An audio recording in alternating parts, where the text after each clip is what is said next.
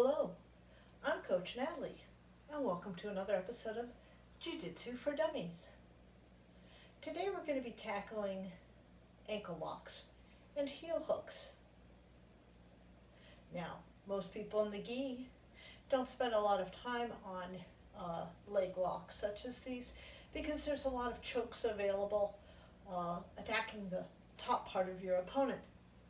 But when you're doing no gi, or if you're in MMA, you don't have these gi chokes, and so increasingly people have started to look at the bottom part of the body as another valid target for submission. So let's start looking at the straight ankle lock.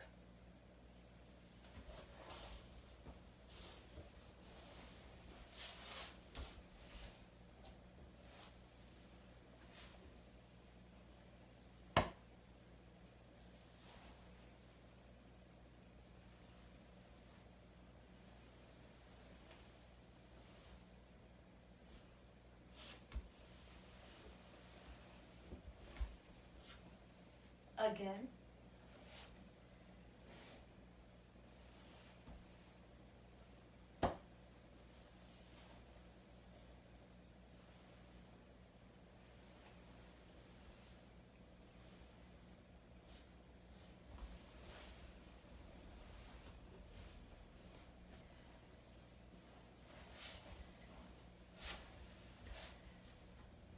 now straight ankle locks work in two ways.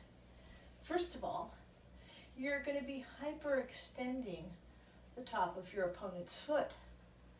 At the same time, you're compressing the Achilles tendon on the back of their ankle.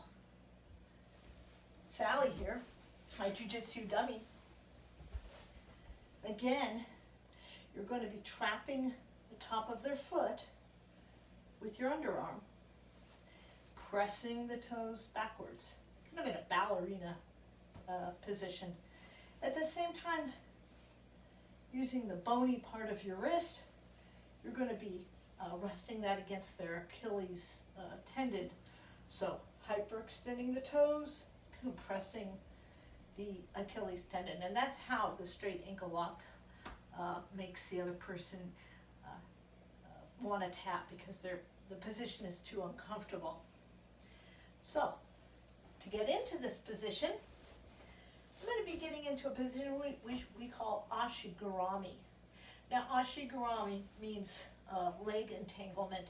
There's a lot of different positions in the leg lock system. There's a lot of ashigaramis. The very basic one is the one that you're going to be seeing now. I'm going to first, to get into this position, grab the leg and scoot in. Now you'll notice that my inside leg is behind their hamstring. At the same time, my top leg is resting on their hip. I want my two legs to squeeze together, squeeze my opponent's leg. Now you'll notice that Sally's knee is right here. I'm squeezing on top of her knee. So, on top of the knee, controlling the leg. Next thing, I'm going to be taking this hand, the inside hand, and I'm going to be overhooking her shin.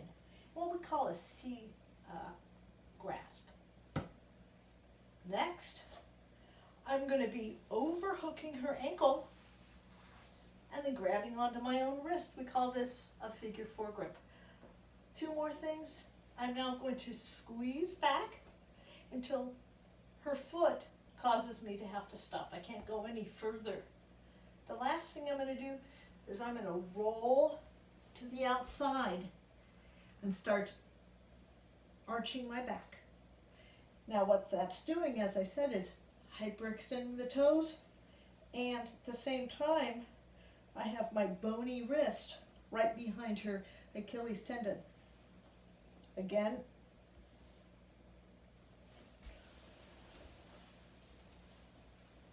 with the setup,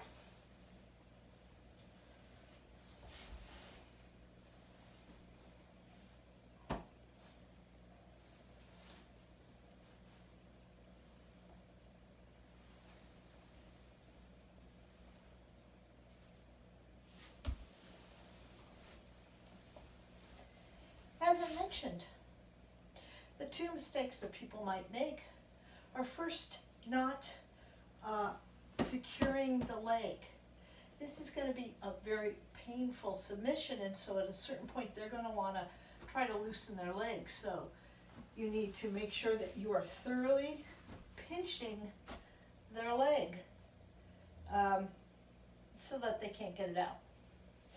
Another mistake that people make is trying to do the submission too high up on the calf. As I mentioned, you're going to be wanting to hyperextend the toes and compressing the Achilles tendon. If I'm pressing here and overhooking here and trying to do the submission on the back of their calf as opposed to onto their Achilles, it's not going to be as painful. Might not be as effective. Again, you want to C-clamp their shin, reach over their ankle, grab your own wrist in what we call a figure four grip.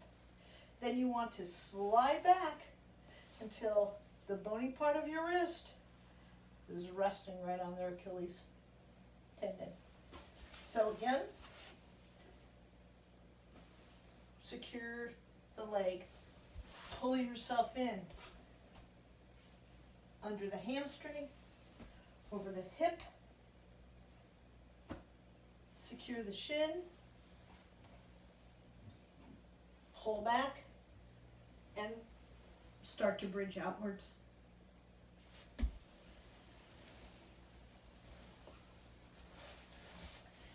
Now, the heel hook that we're going to learn, and like I said, there's a lot of different heel hooks. We're really starting with a very basic one. The setup starts just like with this straight ankle lock, with the ashigarami.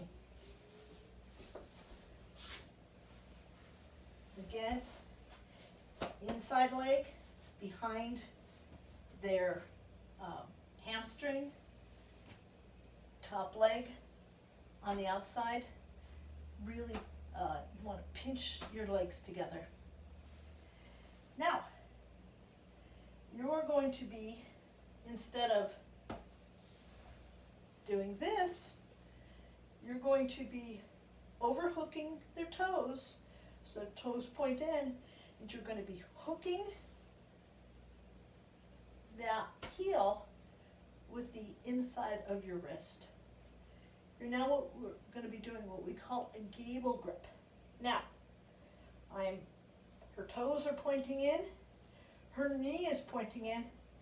I'm going to now be pinching her legs and starting to roll to the inside. Again.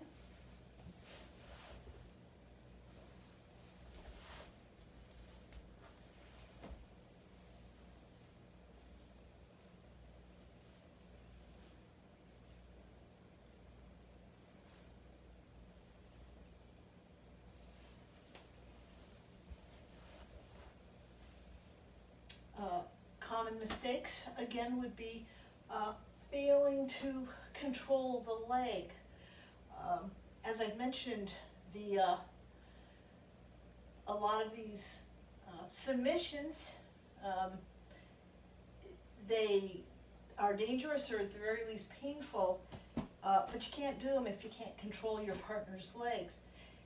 As I mentioned before, the straight ankle lock can be pretty painful because you're, as I say, hyperextending the foot. Now, with the heel hook, instead of bending the foot down and possibly breaking your toe, the toes of your partner, you're going to be twisting the ligaments in your partner's knees. And unfortunately, they're going to be stretching, and that's not going to hurt until they snap. And then your partner needs ACL surgery, and then of course it will be painful. So a mistake that people might make in a heel hook is thinking that they need to finish it. Your partner may never tap because they might never feel like they're in danger. So again, what you're going to be doing,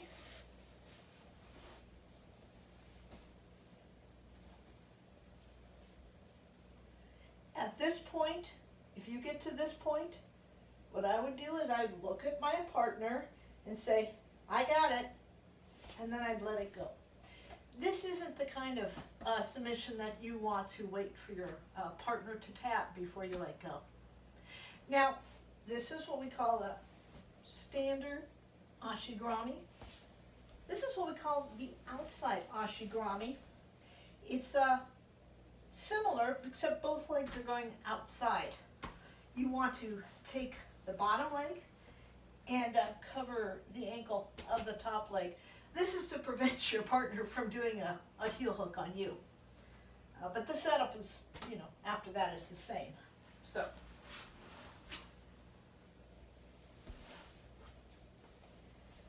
you want to, as much as possible, pinch your legs to your partner's hip. And unlike the other one where you want to pinch the legs together, in this case you want to flare your knees so that your partner can't get past your knees. Your knees here are acting kind of like a shield. But once you're in this basic position, again,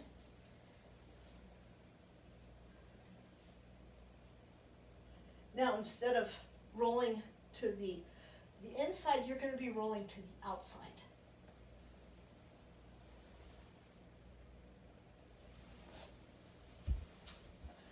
Again.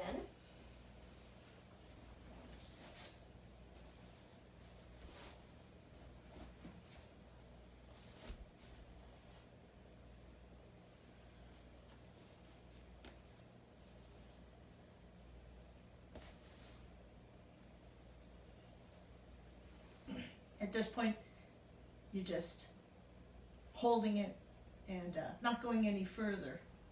Or you can even just get to this point, look at them meaningfully, and not go any further.